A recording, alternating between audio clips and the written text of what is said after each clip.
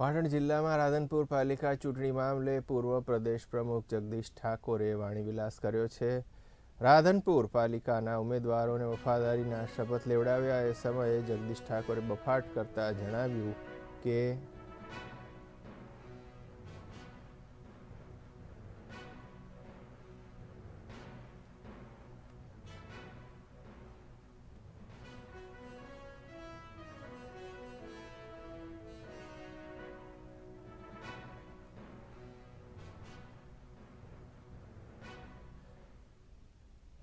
પાટણમાં જગદીશ ઠાકોરે વાણીવિલાસ કર્યો।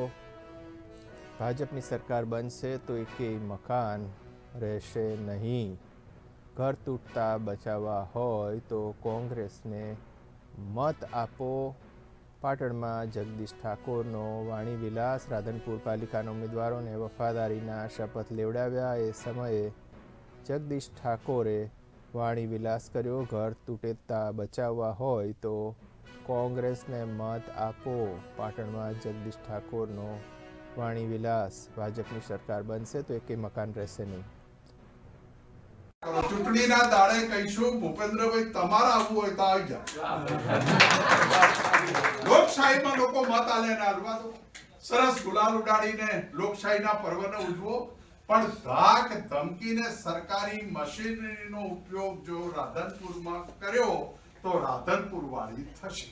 તો 12 મહિનામાં એકેય ઘર રહેવાનું નહીં,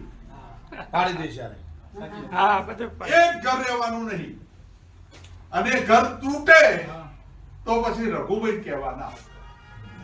અને કાયદેસર કરવું હોય, હાઈકોર્ટ સુપ્રીમ કોર્ટ ભાજપની સરકાર તૂટીને મરી જાય અને કોઈ છાપરાનો વાડો ના હાલવા દેવો હોય તો નગરપાલિકા બનાવો।